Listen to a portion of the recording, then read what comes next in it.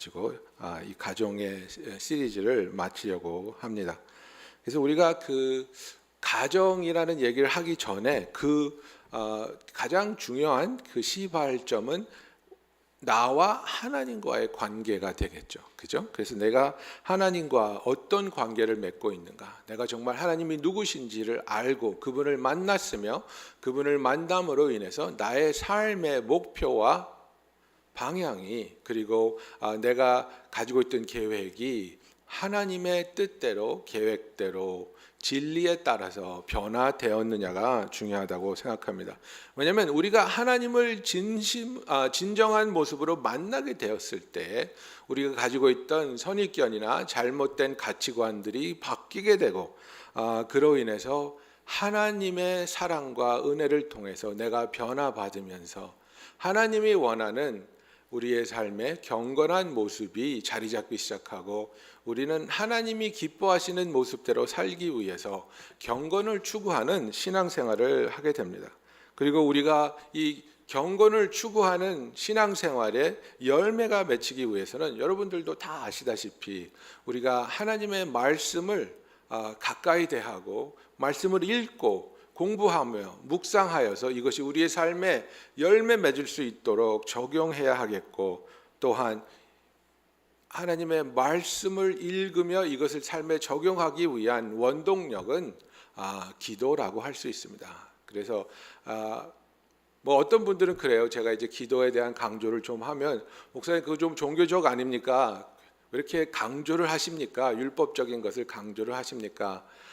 율법적이기 때문에 강조를 하는 게 아니라 필요하기 때문에 하는 겁니다. 만약 제가 제 아들한테 하루 세끼 빠지지 말고 먹으라 그러면 어쩌면 내 아들이 아버지 그거 좀 율법적인 거 아니에요? 하루 한 끼 안 먹을 수도 있죠. 그렇게 말할 수 있겠지만 그게 율법적이기 때문이 아니라 밥을 먹지 않으면 우리가 병이 약해지고 또 해야 할 일을 할 수 없기 때문에 먹어야 된다는 것을 강조하는 것이죠.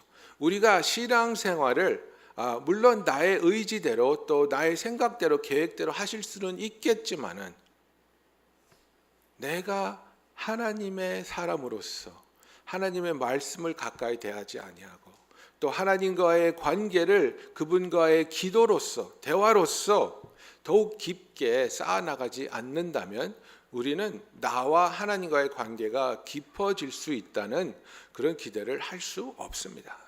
그래서 우리가 이 가정이라는 얘기를 하기 전에 우선 나는 그러면 나와 하나님과의 관계에 대해서 얼마나 심각하고 진지하게 생각하고 있는가. 그리고 그 관계가 나에게 그렇게 중요하다면 나는 그 관계를 위해서 어떠한 노력과 투자를 하고 있는가가 굉장히 중요하다고 하겠습니다. 그래서 우리가 하나님을 만나가면서 하나님의 은혜를 체험하면서 하나님의 손길로 말미암아 우리가 변화해 나가면서 내가 맺고 있는 하나님과의 관계 때문에 나와 관계를 맺고 있는 주위 사람들이 얼마나 기쁨을 얻고 있고 은혜를 받으며 그들의 삶에 변화가 있느냐. 그래서 우리가 신앙을 얘기할 때 어떤 사람들은 너무나 기본적으로 이렇게 얘기합니다. 나의 신앙이 나와 하나님의 관계가 나의 삶을 어떻게 변화시켰느냐. 이게 중요하다고 말합니다. 내가 하나님을 만남으로 인해서 나의 삶이 얼마나 좋아졌느냐, 얼마나 나쁜 것들이 아픈 것들이 없어지고 좋은 일들만 남았느냐 이렇게 따질 수 있겠지요. 그러나 그것보다 더 깊이 우리가 생각해야 될 것은 내가 하나님을 만남으로 인해서 나의 삶에 나와 관계를 맺고 있는 사람들의 삶이 얼마나 영향을 받고 있느냐 이게 더 중요한 겁니다. 하나님이 그냥 우리에게 축복을 주길 원하신 게 아니라 우리를 통해서 다른 사람들이 축복을 받게 하기 위해서 우리를 축복하신다고 아브라함한테 약속하지 않으셨습니까? 그렇다면 내가 하나님을 진심으로 만나고 있고 그분과 동행하고 있다면 나로 인해서 나와 관계를 가지고 있는 나의 부모님이나 나의 배우자나 나의 자녀들이나 나의 형제 자매들이 은혜를 받고 하나님의 사랑을 체험하고 그들의 삶에 아팠던 것들이 치유받고 희망이 없었던 곳에 희망이 생기고 하나님을 바라지 못했던 곳에 하나님을 바랄 수 있는 하나님을 향하는 놀라운 변화가 일어나기를 예수님의 이름으로 축원합니다. 그래서 우리가 가정을 세우기 위해서는 가장 먼저 trust라는 기반이 필요하다고 제가 말씀드렸습니다. 서로를 믿어주고 하나님 안에서 서로를 믿기 때문에 서로를 향한 하나님이 기뻐하시는 기대를 접지 않고 위에서 기도해 줄 수 있는 그 trust, 그리고 가족 간에 서로를 용납해주고 받아들여주고 인정해주는 affirmation and acceptance가 중요하다고 제가 말씀드렸습니다. 그래서 우리가 그들에 대한 정죄를 하지 않고 그들이 실수하고 실패할지라도 믿어주고 기다려주고 참아주고 인내하면서 그들이 하나님과의 관계를 통해서 하나님의 도우심을 통해서 하나님이 원하는 일에 대한 열매를 맺을 수 있도록 인정해주고 믿어주는 것이 우리가 가정을 세우는 데 필요한 두 번째 빌딩 블록이라고 제가 말씀드렸죠. 그리고 저번 주에는 우리가 이렇게 가정을 세워가면서 가장 중요한 치유의 과정 중에 하나가 우리와 어머님과의 관계라고 말씀드렸습니다. 우리가 가장 연약할 때, 그죠? 갓난 아기로 태어나서 나를 품어주시고 나를 사랑해주시고 무조건적으로 돌봐주신 그 어머님과의 관계가 망가지기 시작하고 거기서 아픔을 느끼기 시작할 때 우리와 가지고 있는 다른 모든 사람들과의 관계에도 엄청난 영향력이 온다는 것을 우리가 알기 때문에 성인이 된 지금이라도 우리가 우리와 어머님과의 관계를 돌아보면서 이해해 드릴 것은 무엇인지, 용서해 드릴 것은 무엇인지, 용서를 구해야 할 것은 무엇인지, 그리고 어떤 모습으로 우리의 어머니를 사랑해야 할 것인지 우리가 주님 앞에 기도하면서 주님이 원하시는 모습으로 우리 어머님과의 사랑을 회복해야 된다고 말씀드렸습니다. 이제 마지막으로 우리가 이제 가정에 대한 그 말씀을 맺으면서 우리의 가정 안에서 필요한 것은 하나님이 기뻐하시고 인정하시는 건강한 경계선입니다. 우리의 관계에는 바운드리가 필요합니다.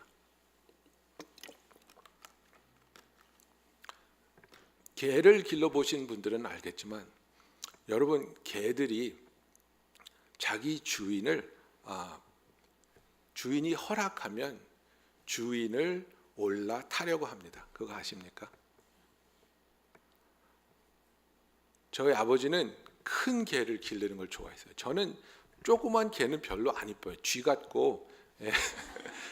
개가 작으면 작을수록 성격이 더러워요. 그죠? 아시죠? 근데 큰 개는 점잖습니다. 점잖고 정말 의젓하고. 그런데 저희 아버지가 기르시던 큰 개가 있었는데 저를 굉장히 좋아했어요. 그런데 하루는 내가 앉아 있는데 탁 오더니 내 어깨에다 발을 탁 올리는 거예요. 그래서 그냥 그런가 보다고 앉아 있었어요. 그랬더니 두 어깨에다 탁 올리더라고요. 그래서 가만히 있었어요. 그랬더니 뒷발을 내 허리에다 대고 두 발을 내 머리 위에다가 올리더라고요. 그리고 앉아 있으려고. 그러면서 걔가 표시하는 게 뭐냐면 나는 네 위에 있는 존재다. 이거를 주장하려고 하는 거예요. 그래서 제가 걔를 맺혀가지고 두 손으로 걔를 짓누르면서 아니 내가 네 위에 있는 사람이야. 기어오르지 마. 그 관계를 확실하게 경계선을 그어줘야 되거든요.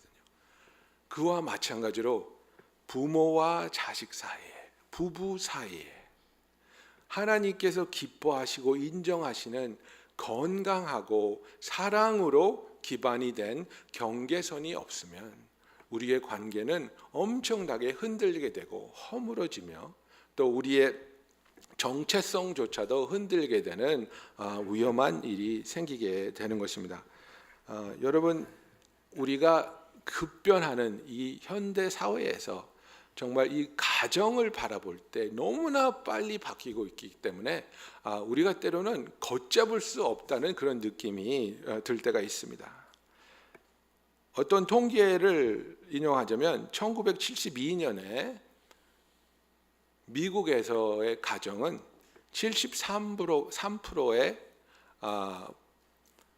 바이올로지컬 부모가 같이 사는 가정이었습니다. 그러니까 73%가 그 아이의 친엄마, 친아빠가 되는 그런 가정을 이루고 있었다는 거죠. 그런데 그게 1980년대에는 61%로 떨어집니다. 1991년도에 51%로 떨어졌습니다. 2013년도 지금은 46%입니다. 그래서 가정이 급변하고 있기 때문에 우리들은 너무나도 다른 그 가정이라는 백그라운드에서 오고 있기 때문에 우리는 어떤 가정은 이혼한 가정, 아니면 부모가 일찍 돌아가신 가정, 아니면 부모가 이혼하셨다가 또 재혼하셔서 또 합쳐진 가정, 엄청나게 그 변화무쌍한 그런 백그라운드를 가지고 우리가 지금 가정을 이루면서 살고 있기 때문에 아버지가 해야 할 일, 그리고 어머니의 존재가 해야 할 일, 그리고 아버지가 자녀들에게 그려줘야 할 경계선, 어머니가 자녀에게 그려줘야 할 경계선, 이런 것들이 엄청나게 무너지고 있고, 그런 그 흔들림 속에서 자라나고 있는 우리 아이들은 엄청난 혼돈 속에 살고 있다는 사실입니다. 그래서 여러분, 어떤 분들은 그런 생각을 하실지도 모르겠어요. 목사님, 그래서 어쩌라고요? 그죠? 저는 혼자 된 사람인데 혼자 아이를 키워야 되는데 지금 저를 정죄하시는 겁니까? 목사님, 그래서 어쩌라고요? 제가 어렸을 때 부모님이 이혼해서 나는 할머니가 키워줬는데 저는 망가진 사람이라는 겁니까? 그게 아니죠. 우리가 교회라는 하나님의 가족이라는 이 공동체 안에서 함께 신앙생활을 하는데 그 축복이 있고 그 이유가 있다는 것입니다. 우리 한 사람 한 사람이 때로는 엄마로서, 아빠로서, 부모로서 부족한 모습을 가지고 있을 때가 많이 있지요. 그렇기 때문에 이 교회라는 한 가족이라는 대가족이라는 공동체 안에서 우리가 서로의 자녀를 향해서 아이를 같이 사랑해주고 키워주는 대리 부모의 역할을 하는 공동체가 되기를 예수님의 이름으로 축원합니다. 여러분, 제가 지난 3일 동안 우리 교회에서 여론 성경을 학교를 하면서 너무나 큰 은혜를 받았습니다. 그 은혜를 받은 것 중에 가장 큰 이유 중에 하나는 너무나 많은 어머니들과 아버님들이 자기들의 시간과 능력을 쪼개서 여러 가지 부분에서 아이들을 사랑해주고 은혜의 도구가 되기 위해서, 어떤 분들은 음식을 하시고, 어떤 분들은 정말 줄 세워주시는 역할을 하시고, 어떤 분들은 나오셔서 청소를 도우시고 가르치기도 하시고, 정말 우리가 할 수 있는 분야에서 너무나 많은 분들이 기쁜 마음으로 자녀들이 하나님의 말씀을 대하고 은혜의 시간 속에서 그 신앙이 성숙할 수 있도록 최선을 다해 주시는 모습을 보면서 이것이야말로 하나님이 기뻐하시는 대가족으로서 서로를 돕고 서로를 위하며 의지할 수 있는 우리 한 사람 한 사람이 우리 교회 안에 있는 자녀들에게 대리 부모의 역할을 할 수 있는 그런 모습이 아닌가, 그런 생각을 합니다. 그래서 우리가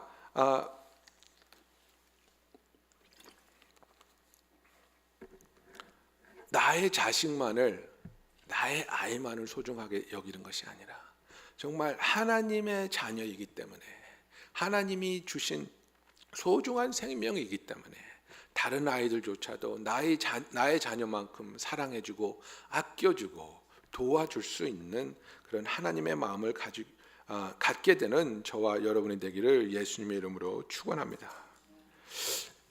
그래서 이제 제가 아버지와 어머니와 그분들이 그어줄 수 있는 경계선에 대해서 좀 얘기하고 싶은데요. 아버지의 사랑과 어머니의 사랑은 본질적으로 좀 다릅니다. 그래서 아버지의 사랑이 필요한 것이고 어머니의 사랑이 필요한 겁니다. 아버지의 사랑은 자녀를 도전하게 하고 또 더 높은 곳을 바라보게 하고, 아버지가 자랑스러워하는 아들이 딸이 되고 싶어하는 마음을 주는 그런 사랑입니다. 어머니의 사랑과 다릅니다. 어머니는 웬만한 어머니는 무조건 사랑입니다. 그러나 아버지는 너 더 잘할 수 있어. 더 열심히 할 수 있어. 더 훌륭한 사람이 될 수 있어. 제다이가 아마 이제 곧 고등학교 들어가는 시험을 보는 모양이에요. 그래서 뭐 이 학교 저 학교 어떤 학교가 좋네 나쁘네 하면서 뭐 스투이브산 뭐 그 좋은 학교가 있대요. 근데 스타이브슨 오케이 죄송합니다. 제가 좀 그런 걸 잘 몰라갖고 스타이브슨이라는 학교가 있는데 좋은 학교인데 자기는 거기에는 지원을 안 할 거라 그러더라고요. 그래서 좋은 학교라면서 왜 안 해? 그랬더니 아빠 그 학교가 맨하튼에서 학생들 자살률이 제일 높은 학교야 그러더라고요. 그래서 이거 참 좋은 기회 같다. 그래서 제다하고 좀 얘기를 했어요. 그 학교가 자살률이 제일 높은 거하고 네가 지원하는 거하고 무슨 관계가 있어? 그랬더니 왜냐면 아빠 그 학교는 프레셔가 너무 많아서 좋은 성적을 내지 못하면 아이들이 부담감 때문에 자살을 한다는 거예요. 그래서 그게 무슨 부담감일까? 그 부담감이 어디서 올까? 그랬더니 생각을 하더니 그래요. 아마 부모님들이 화를 내고 실망하시는 그 부담감이 제일 클 것 같아 그러더라고요. 그래서 내가 그랬어요. 제다 아빠나 엄마가 너의 성적 때문에 너한테 한 번이라도 화를 내고 실망한 적이 있니? 아니 없어. 아빠가 항상 하는 말이 뭐야? 성적이 좋고 나쁜 것 때문에 아빠는 절대로 화를 내지 않는다. 그러나 네가 아무리 좋은 성적을 받았어도 최선을 다하지 않았다면 아빠는 실망할 거다. 그 얘기 아빠가 항상 해줬지? 그렇대요. 그러니까 자살률이 높다고 두려워하지 말고 할 수 있는 거는 다 해봐.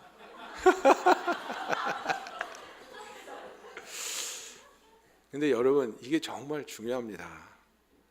뭐냐면 아버지가 자녀에게 너는 더 잘할 수 있어. 더 멋진 사람이 될 수 있어. 더 훌륭한 일을 할 수 있어. 이런 도전심을 심어주고 또 최선을 다하게 용기를 주고 이끌어주는 것은 중요하지만 그것을 하다가 실패하면 넌 내 자식 아니야. 난 너한테 엄청나게 실망할 거야. 이런 두려움까지 같이 주면 아이들은 완전히 그 퍼포먼스 앵자이티 때문에 부들부들 떨면서 자기가 원하는 성적이 나오지 못할 것 같으면 자살이라는 선택도 하게 되고 또 우리들이 그렇게 가르치지 않았지만 시험 때 다른 아이의 답을 보고 베끼는 그런 치팅을 하게 되고 그 부담감이 우리 아이들을 최악의 선택을 거듭해서 택하게 하는 것입니다. 내가 우리 아이에게 아버지로서 도전 정신을 심어주는 것은 좋습니다. 우리가 아버지로서 해야 할 일입니다. 그러나 네가 최선을 다했다면 아빠는 그것으로 만족해. 아빠는 그것으로 너가 자랑스럽고 기쁜 거야. 그래서 아버지를 통해서 아이들은 그 도전 정신을 갖게 되고 자기의 최선을 다하는 것이 의미 있는 삶을 사는 방법이라는 것을 배우게 됩니다. 어머니는 어떻습니까? 어머니는 받아들여주고 사랑해주고 기다려주는 무조건적인 사랑입니다. 그래서 아이가 무릎이 까졌을 때 웬만한 애들은 엄마하고 옵니다. 아빠하고 울면 부부 상담 받아야 돼요.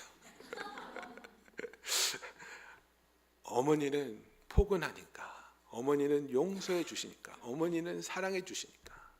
그래서 집에서도 항상 아버지가 엄하다면 어머니는 포근하고 정말 엄마한테 가서 하소연을 할 수 있고 위로를 받을 수 있어야 되는데 어떤 가정은 엄마 아빠가 둘 다 호랑이에요. 둘 다 애를 잡아. 그러면 이 아이는 갈 데가 없는 거예요, 여러분. 집에 bad cop이 있으면 good cop이 있어야죠. 둘 다 bad cop이면 이 아이는 갈 데가 없습니다. 숨을 데가 없습니다. 그래서 아버지가 아이에게 챌린지를 하고 정말 최선을 다해서 할 것을 아이에게 심어주고 있다면, 그렇다면 어머니는 그 아이가 넘어질 때, 실수할 때, 실패할 때 그것을 품어주고 사랑해주고 또 어머님의 품 안에서 휴식을 얻을 수 있는 그런 밸런스가 잡힌 그런 가정이 이루어지기를 예수님의 이름으로 축원합니다. 그래서 우리가 이제 부모로서 이 가정을 세워가는데 우리 아이들에게 가르쳐야 할 그 바운드리를 이제 그어주는 거죠. 이것이 안전하고 이 안에서 살아야 된다 하면서 바운드리를 경계선을 그어주는데 제일 첫 번째 경계선은 무엇이냐면 성경적으로 가르치는데 뿌리는 대로 걷는다는 것을 가르쳐 주어야 합니다. You reap what you sow. 그죠? 그래서 네가 뿌리는 대로 네가 너의 프라이어리티를 두는데 프라이어리티가 얼마나 그 높은가에 따라서 네가 그 프라이어리티에 대한 열매를 맺는가가 결정된다는 것을 우리는 아이들에게 가르쳐 줘야 된다는 겁니다. 여러분, 우리 아이가 어리면 어릴수록 우리 아이를 어떻게 키워야 된다고 했습니까? 컨트롤을 가지고 키우고 인플루언스는 굉장히 미비합니다. 아이가 어리니까. 그러나 아이가 성장하면 성장할수록 뭡니까? 컨트롤은 낮아지고 왜? 그 아이의 그 autonomy를 인정해 줘야 되니까 컨트롤은 낮아지지만 부모로서 인플루언스가 높아져서 우리가 조언을 할 때 아이가 그것을 존중하고 그것에 대한 심각한 숙고를 한 뒤에 결정을 내리도록 도와주는 거죠. 그런데 많은 경우에 우리 부모님들은 그것을 정반대로 하고 있습니다. 어릴 때는 하고 싶은 대로 다 내려두고 다 풀어두고 천방지축, 예?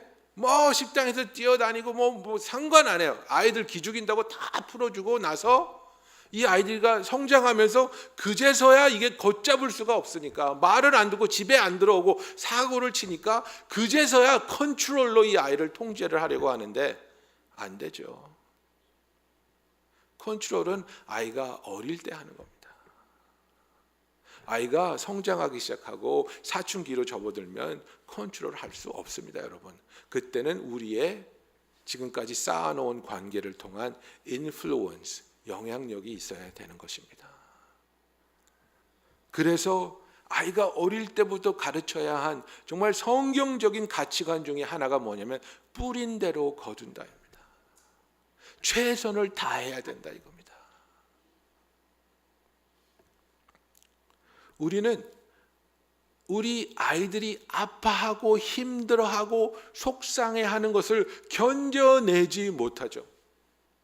그래서 그 모든 아픔을 막아주려고 해요. 그리고 그 아픔을 막아주는 것이 부모의 도리라고 생각한단 말이에요. 그런데 그것이 잘못된 생각이라는 거예요. 아이들이 받아서는 안 되는 아픔이 있죠. 그것은 물론 우리가 모든 방법을 동원해서 막아줘야죠. 그러나 아이가 그 아이의 나이에 따라서 적합한 고통을 받을 줄도 알고 견딜 줄도 알고 이겨낼 줄도 알아야 된다는 사실입니다. 여러분, 3살짜리 아이들이 방안을 어질러 피는데 시간이 얼마나 걸리는지 아십니까? 엄마가 잠깐입니다. 엄마가 잠깐 나갔다 오면, 잠깐 돌아보지 않으면 모든 것을 잡아 당기고 뒤집어 놓고 어떻게 이렇게 빨리 방을 어질릴 수가 있지? 그죠? 근데 3살 때 그러면 귀엽죠. 근데 여러분, 40살 먹은 남편이 그렇게 해놓으면 귀엽습니까?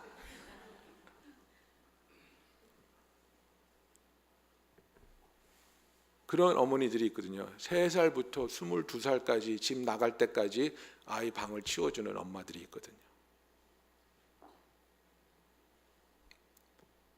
우리 남자들 중에 성인인데도 불구하고 라면 빼놓고 요리할 줄 모르시는 분들 계시거든요. 부인 없으면 굶으시는 분들 계시거든요. Age appropriate suffering, 나이에 적합한 고통은 아이들에게 허락하셔야 된다는 겁니다. 아이의 나이에 적합하지 않은 고통이 있지요. 어린 나이에 나는 부모로부터 버림받을 수 있다는 두려움, 절대 적합하지 않습니다. 며칠 전에 일본에서 난리가 났죠. 어떤 아빠가 아이가 그 길에 서 있는 차에 아이가 돌을 던졌나 봐요. 그래서 이제 화가 나서 얘를 야단친다고 산길을 가다가 너 내려 그런 거예요. 예? 겁주려고 내려 그래놓고 한 바퀴 돌아왔대요. 이제 무서움을 주고 나서 다시 그러지 마 그러려고 한 바퀴 돌아왔는데 애가 없어진 거예요. 그래가지고 막 사람이 수천 명이 동원이 돼가지고 이 아이를 찾으려고 3일인가 얘가 없어져 있었어요. 그 아이가 받았을 그 심적인 두려움과 고통, 나는 잘못하면 우리 부모로부터 버림받을 수 있는 존재구나. 그 나이에 감당할 수 없는 고통입니다. 아이들이 어릴 때 우리가 아무리 힘들고 아무리 아프더라도 이혼하지 않고 참아내려고 하는 이유가 뭡니까? 미성숙한 아이가 부모가 갈라설 수 있다는 그 가능성조차도 아이들한테는 감당할 수 없는 아픔입니다. 그런데 그런 것들은 허락하고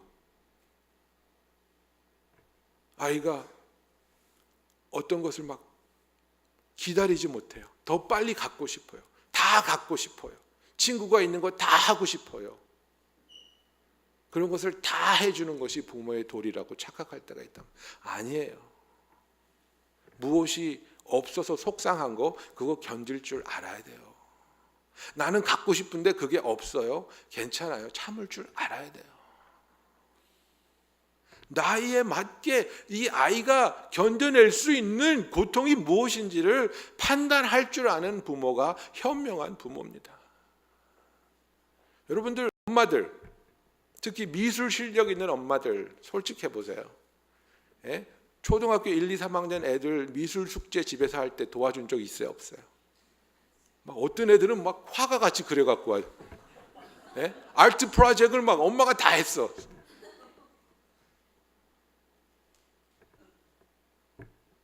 그거는 현명하지 못한 도움이라는 거예요. 아이가 한번 열심히 했는데 엉망이 된 것을 한번 내봐야 돼요. 그래서 받아보지 못한 점수를, 그죠? 아이 점수가 비실비실하면 어때요? 아이 점수가 시들시들하면 어때요? 아이 점수가 쌍권총이면 어때요? 지금 무슨 점수 얘기하시는지 모르죠? 예? 괜찮아요. 그것을 통해서 애가 도전을 받아야죠. 아, 내가 열심히 공부 안 했더니 이런 점수가 나오는구나. 내가 최선을 안 했더니 내 프로젝트가 이렇게 생겨먹는구나. 그걸 가르쳐줘야죠. 그거를 다 해주는 엄마가 있다니까요. 그리고 애가 막 준비물 집에 놓고 가죠. 학교까지 쫓아가요. 너 이거 빠뜨리고 갔어. 아니요. 빠뜨리고 갔기 때문에 배가 고파 봐야죠. 빠뜨리고 갔기 때문에 아, 다음에는 내가 책값을 해야 되겠구나. 그 아이의 적합한 고통을 받을 수 있고 이겨낼 수 있도록 허락해 주는 것이 부모님이 그어주는, 뿌리는 대로 거둔다는 법칙을 아이가 부모님의 사랑과 보호 안에서 깨달을 수 있고 그것을 통해서 삶을 살아갈 수 있도록 돕는 저와 여러분이 되기를 원합니다. 그래서 우리가 뿌리는 대로 거둘 때 아이들은 내가 이렇게 뿌리면 이런 결과밖에 얻지 못하는구나. 그런데 그것을 아이들이 감당하지 못하는 게 아니라 부모님이 감당하지 못할 때가 더 많단 말이에요. 아이들의 실수나 아이들의 실패를 아이들은 오히려 용납하는데 부모님이 용납하지 못해요. 그게 어디서부터 나타나면 아이와 부모님이 떨어질 때도 나타나요. Child separation anxiety. Parent separation anxiety가 아니고요. Child separation anxiety예요. 아이들은 쿨해요. 엄마 가. 그런데 데이케어에다 애 내려놓고 엄마들은 못 가요. 뒤에서 숨어서 막 보고 있고. 네? 제가 그 초등학교 사역을 딱 1년 했는데요. 이제 제가 그 교회가 큰 교회라서 버스를 막 8대를 대절해가지고 2학년부터 6학년 애들을 이제 3박 4일로 여름 캠프를 가는 거예요. 그러면 와서 우는 엄마들이 얼마나 많은 줄 아세요? 애들은 신났어요. 지금 버스 타고 막 친구들이랑 놀고 막 신났는데 엄마들 막 울어요. 제발 전화하게 해주세요. 뭐 방문하게 해주세요. 아이들이 가지고 있는 앵사리보다 부모님이 놓지 못하는 앵사리가 더 많아요. 그래서 모든 것을 해결해 주려고 하고 모든 것에 답이 되려고 한단 말이에요. 그런데 그렇게 되면 아이들이 받아들이는 건 뭐예요? 아, 숨 막혀. 나에게 허락되는 자유가 없어. 부모님이 원하는 대로 해야 되고 부모님이 원하는 결과가 나와야 돼. 내가 하는 노력을 통해서 부모님이 원하는 결과가 안 나오면 부모님이 거기 달려들어서 그 결과를 만들어줘. 이거는 뿌리는 대로 거두는 게 아니에요. 내가 뿌린 거하고 그 뿌린 거를 통해서 거두는 거에 차이가 많아지면 많아질수록 아이는 혼란스러운 거예요. 여러분, 이걸 도와줘야 돼요.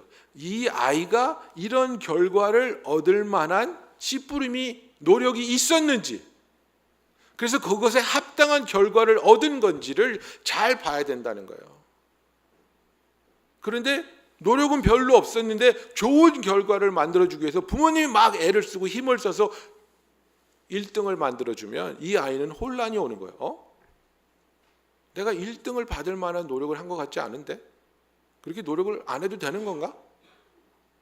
앞으로 세상 살아가는데 혼란스러워진다는 거죠. 그리고 부모님이 이렇게 나를 계속해서 숨 막히게 하면, 그리고 나의 모든 것을 도와주기 시작하면 아이는 나의 애드벤처를 부모님이 뺏어갔다고 생각해요. 내가 한 사람으로서 내가 즐길 수 있는, 인생을 통해서 느낄 수 있는 모험이 있고 이겨내야 하는 역경이 있는데 그 모든 것을 부모님이 뺏어가서 나의 길을 평탄하게 만들어버리면 그것에 대한 거부 반응이 일어납니다. 그래서 너무나 숨 막히게 사랑해주는 부모님들의 자녀들은 Crisis and Rescue라는 사이클에 빠지게 됩니다. Crisis and Rescue. 그래서 사고가 일어나고 그 사고에 빠진 아이를 부모님이 구해내는 거죠. 여러분, 지금 아이들이 초등학교 다니고 엄마 아빠 말에 무조건 예스하고 순종하니까 잘 클 것 같죠. 아이들이 사춘기가 되면요, 변합니다. 변하면서 자기가 자아를 가진 존재라는 것을 각성하기 시작하면 엄청나게 반항할 수 있습니다. 제가 중고등부 전도사를 9년을 했는데요, 이 Crisis and Rescue라는 사이클보다 무서운 거 없습니다. 아이들이 사고를 치기 시작하면 그냥 뭐 친구하고 싸우고 뭐 이러는 레벨이 아닙니다. 범죄를 합니다. 범죄를 합니다. 소년원에 가야 되는 범죄를 합니다. 학교에서 쫓겨나서 퇴학당해서 다른 학교 가야 되는 엄청난 사고들을 저지른단 말이에요. 그러면 그런 크라이시스에 빠진 아이들을 부모는 엄청난 대가를 치르면서 구해내줘요. 어떤 분들은 몇만 불씩 벌금을 내면서 아이가 소년원에 가는 그 기간을 줄여줍니다. 어떤 분들은 엄청난 대가를 치러서 그 아이가 망가뜨린 것들을 배상해 줍니다. 그리고 뭐라고 생각하냐면, 내가 이렇게 희생적으로 아이를 도와주고 구해줬기 때문에 이 아이가 나에게 고마워하고 미안한 마음 때문에 이제는 잘할 거야. 고마워하고 미안해하는 마음 있죠. 그게 얼마나 오래 갈 것 같습니까, 여러분? 2주 안 갑니다. 그리고 얼마 안 있어서 또 사고 칩니다. 그러면 부모는 또 엄청난 희생을 통해서 그 아이를 구해주죠. 사고 칠 때마다 구해주는 부모를 향한 감사함이 있을 거라고 생각하십니까? 아니요. 전혀 감사해하지 않습니다. 귀찮아 합니다. 왜 자꾸 내 인생에 끼어드시는 것일까? 좀 나를 내버려 두면 안 될까? 우리 아이를 나의 컨트롤로서 그의 삶 끝까지 데리고 갈 수는 없습니다.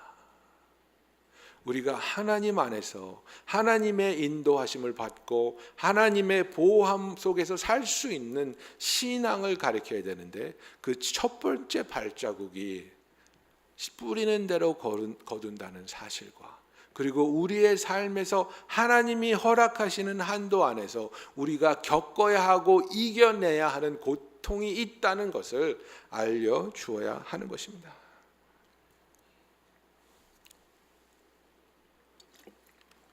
그리고 우리 자녀들에게 가르쳐줘야 되는 그 경계선, 도움 받을 수 있지요. 우리 아이들이 어릴 때는 모든 것을 기꺼이 희생적으로 우리가 다 해줘야 하지요.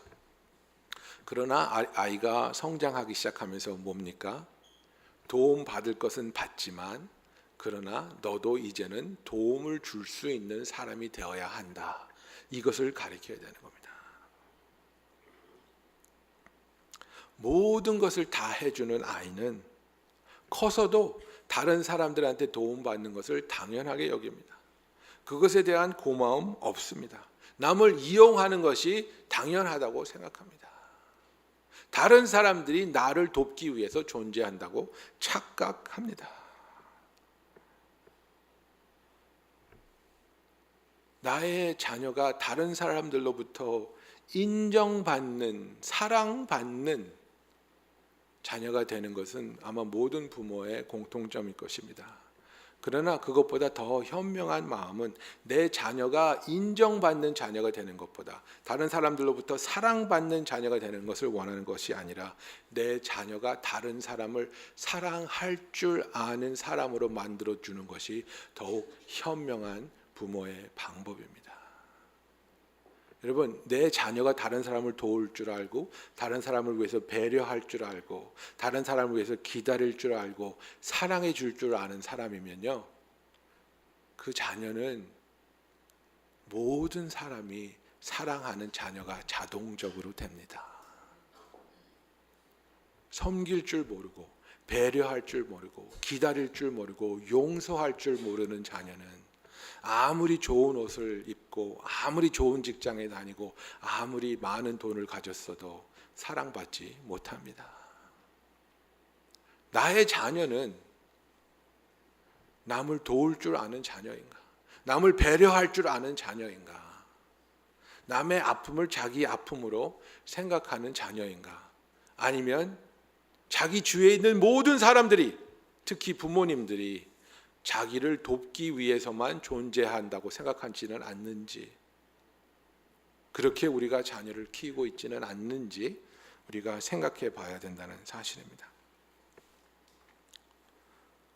그래서 우리가 아이들에게 정말 이런 경계선을 그어주면서 이 경계선을 벗어나려고 할 때는 엄하게 그것이 잘못된 것이라는 것을 가르쳐 주어야 합니다. 이 경계선을 넘으면 위험하다. 이 경계선을 넘었을 때 너는 벌 받을 것이다. 그죠?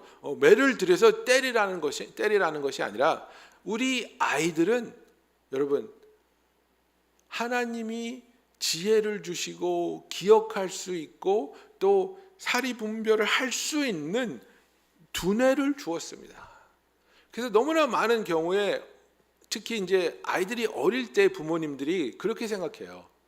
이 나쁜 짓을 할 때 그때를, 현장을 딱 잡아가지고 야단쳐야지 안 한다. 그죠? 근데 그거 잘못된 거 아세요? 여러분, 그거는 나쁜 짓을 하는 현장을 탁 포착해서 야단치는 거는 개한테 하는 거예요. 왜냐하면 개는 기억과 그 다음에 일어나는 그 사건에 대한 연관을 지을 줄 모르니까, 나쁜 짓을 할 때 혼나야지, 이 나쁜 짓을 하면 내가 혼나는 거야. 근데 우리 자녀한테는 우리가 뭘 할 수 있어요? 대화할 수 있잖아요. 그죠? 너 엄마가 어저께 자기 전에 방 치우고 자라 그랬어? 안 그랬어? 치우고 자라 그랬어. 안 치우고 자면 어떻게 한다 그랬어? 일주일 동안 저녁 먹고 디저트 안 준다 그랬어. 오늘 아침에 엄마가 네 방에 갔더니 방이 안 치워져 있더라. 그래서 오늘부터 일주일 동안 디저트 없다. 아이들은 이해해요. 그리고 이건 내가 뿌린 대로 거두는 거구나. 엄마가 분명히 경계선을 그어 주었는데 내가 귀찮아서 앉았더니 아침에 일어나니까 마술처럼 방이 다 치워져 있어. 그러면 실패한 거예요. 그 어지른 대로 놔둬야죠. 그리고 얘기를 해야죠. 너 이거 치우라 그랬는데 왜 안 치웠어? 그렇기 때문에 우리 약속한 대로 일주일 동안 뭐 아이폰 못해. 뭐 그건 뭐 애들한테 지옥 가는 얘기거든요. 난리가 나잖아요. 얼마나 두려워해요. 그런 거를 아이들한테 해야죠. 그래서 항상, 그리고 아이들에게 그런 그 가르침이 있을 때는 항상 내가 너를 사랑한다는 것을 확인시켜 줘야 됩니다. 화가 나서 그러는 것이 아니라 우리가 함께 약속한 것에 대한 우리가 약속을 지키는 것이다라고 확인을 시켜 줘야 되겠죠. 그 다음에 우리가 경계선을 그어주는데 중요한 것 중에 하나가 또 무엇이냐면 보상 지연에 대한 가르침이 꼭 있어야 됩니다. Delayed gratification입니다. 내가 원하는 그 순간에 그것을 대령하는 것이 아니라 내가 원하는 것이 소중하고 의미 있고 가치가 있다면 그것을 위해서 노력할 수 있고 기다릴 수 있고 참을 수 있다는 것을 가르쳐 줘야 되는 거죠. 여러분들이 잘 아시는 그 스탠포드에서 1960년도 70년대까지 실시한 마시멜로우 익스페리먼트가 있습니다. 그죠? 그래서 아이에게 마시멜로를 하나 주고 너 방에 혼자 있을 것인데 15분 동안 이 마시멜로를 먹지 않으면 내가 와서 하나 더 줄게. 그죠? 근데 15분 안에 그걸 네가 먹으면 그걸로 끝이야. 하나 먹을래? 2개 먹을래? 이 익스페리먼트를 하는 겁니다. 잠깐 보시죠.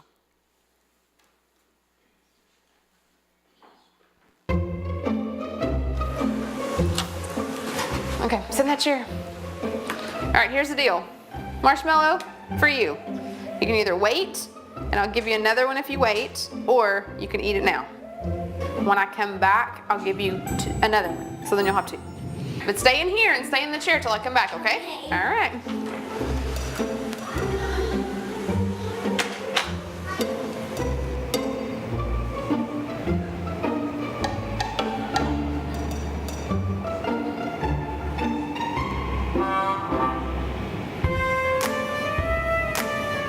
I'm gonna go do something and then I'll come back. It smells yummy. It smells really good.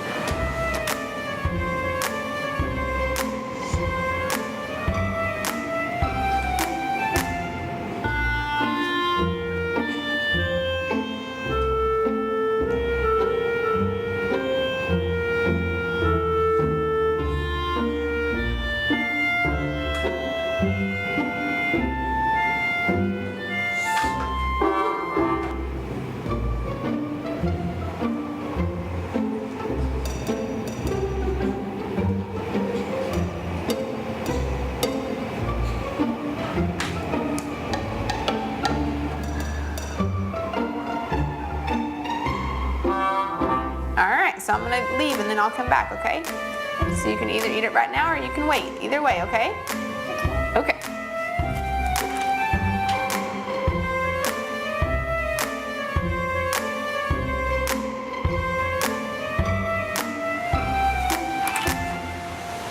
How'd you do?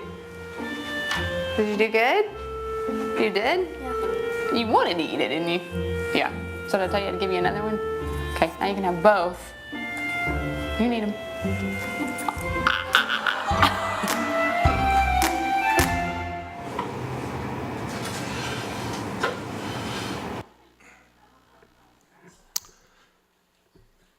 그래서 이 보상 지연에 대한 익스페리먼트를 한 아이들을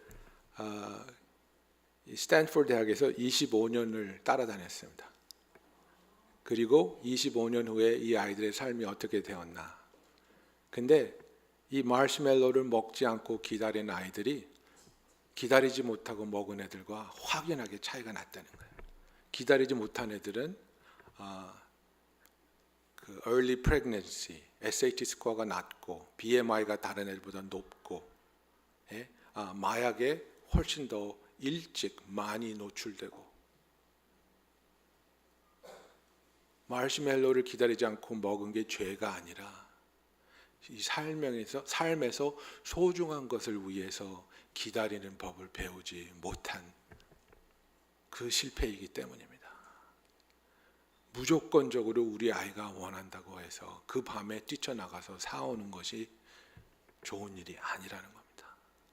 이것이 소중하다면, 이것이 정말 의미 있고 가치 있는 것이라면 그것을 위해서 너는 씨를 뿌려야 되고 노력해야 되고 기다려야 된다는 것을 우리는 가르쳐 주어야 합니다. 그리고 가장 소중한 기다림은 무엇입니까? 하나님을 기다림입니다. 하나님을 기다림입니다. 이사야서 40장 31절에 이렇게 쓰여져 있습니다. 오직 여호와를 앙망하는 자는 새 힘을 얻으리니 독수리가 날개치며 올라감 같을 것이요 다른 박질하여도 곤비하지 아니하겠고 걸어가도 피곤하지 아니하리로다. 이 앙망한다는 것이 소망이 있기 때문에 바라본다는 뜻입니다. 영어로 보면 너무 간단해요. wait이에요, wait.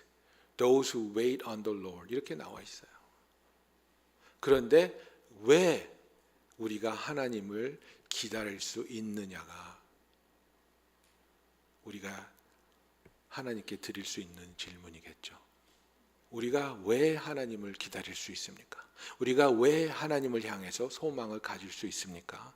그분은 신실하시기 때문에, 그분은 약속을 지키시는 분이기 때문에, 그분은 우주를 말씀만으로 창조하신 능력자이시기 때문에, 그분의 지혜는 우리의 지혜를 훨씬 뛰어넘는 명철을 가지고 계신 분이기 때문에, 그리고 그분은 우리를 향해서 좋고 선한 뜻과 계획을 갖고 계신 분이기 때문에 지금 나의 상황이 어렵고 지금 나의 상황이 아프고 때로는 억울할 수 있다고 해도, 그러나 나의 편에 계신 하나님께서 나를 도와주시고 나를 성숙하게 하시고 이 과정을 통해서 더욱더 하나님을 만나고 경험할 수 있도록 인도하신다는 것을 믿고, 아무리 어렵고 아무리 힘들고 아무리 아파도 하나님에 대한 나의 신앙을 포기하지 않고 하나님 안에 있는 나의 소망을 놓치지 않고 주 안에서 기다릴 수 있는 그런 자녀의 신앙을 키워줄 수 있는 저와 여러분이 되기를 예수님의 이름으로 축원합니다.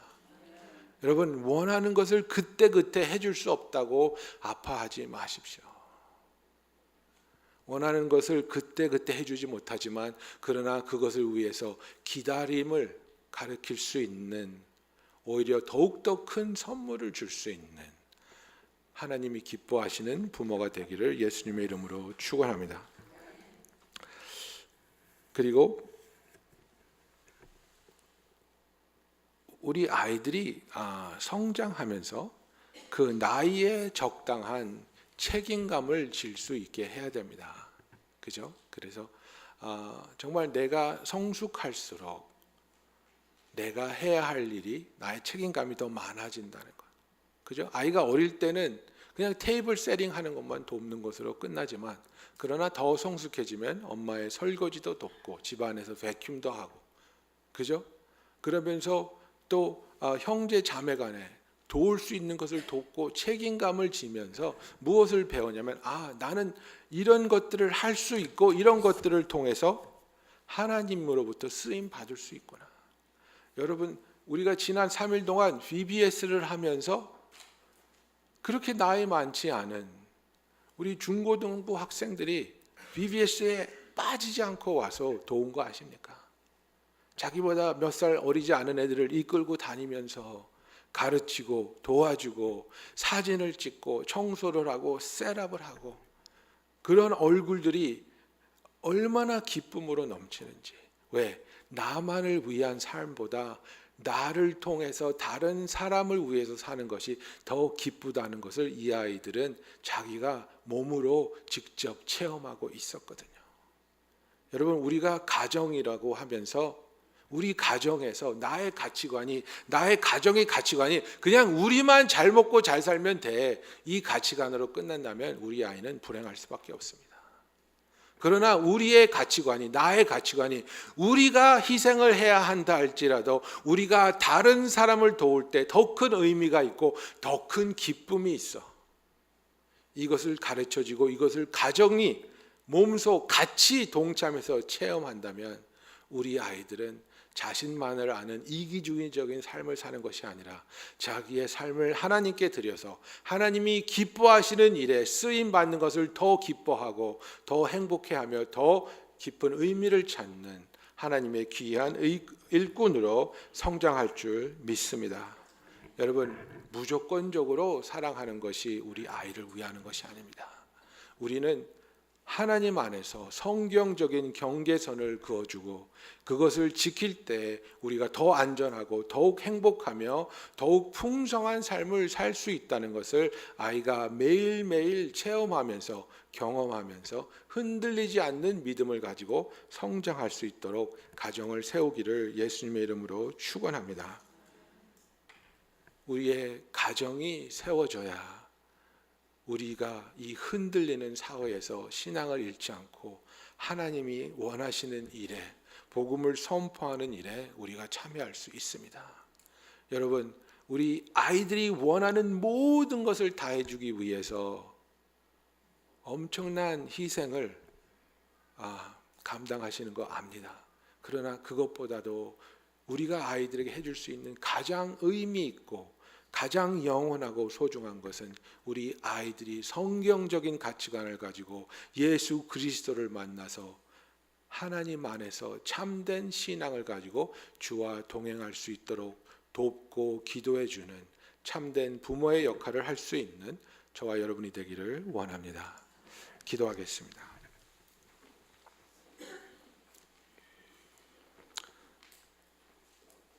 사랑이 많으신 하나님 아버지, 우리는 우리가 자라난 환경에서 여러모로 아픔이 있었고 실망이 있었고 사건들이 있었기에 우리 자녀들은 그런 아픔을 겪지 않았으면 좋겠다는 마음 때문에 때로는 우리가 그어주어야 할 경계선을 그어주지 못하고 그들이 원하는 것이라면 무엇이든지 다 해주는 것이 올바른 모습이라고 생각할 때도 있음을 고백합니다. 아버지, 그러나 우리가 하나님 안에서 성경의 가치관을 가지고 때로는 우리 마음이 아플 수도 있지만은 그러나 하나님을 믿고 하나님을 신뢰하기 때문에 아버지, 그들이 이겨내야 할 부분들을 이겨낼 수 있도록 허락할 수 있는 부모가 되게 하여 주시옵소서. 하나님 안에서 뿌린 대로 거둔다는 진리를 터득하게 하여 주시옵소서. 하나님 안에서 올바른 가치관을 가지고 올바른 선택을 통해서 나만을 위해서 사는 것이 아니라 하나님을 위하여, 하나님의 나라를 위하여, 하나님의 나라의 백성들을 위해 쓰임 받을 때 가장 의미 있고 행복한 삶을 살 수 있다는 진리를 가르칠 수 있는 가정이 되게 하여 주시옵소서. 아버지, 기도합니다. 급변하는 사회 속에서 우리의 가정관이 엄청나게 흔들리고 있음을 고백합니다. 아버지, 우리 한 가정 한 가정 지켜 주시옵시고 우리가 주님 앞에 기도로 무릎 꿇게 하여 주시옵시고 하나님이 보호하시고 지켜주시며 또 인도하실 때 우리가 교회 안에서 서로 대리 부모의 역할을 다하며 우리 한 사람 한 사람이 하나님께 쓰임 받아 놀라운 하나님의 사역들에 참여하는 소중한 교회가 되게 하여 주시옵소서. 예수님의 이름으로 축원합니다. 아멘. 다 같이 일어나서 찬양하시겠습니다.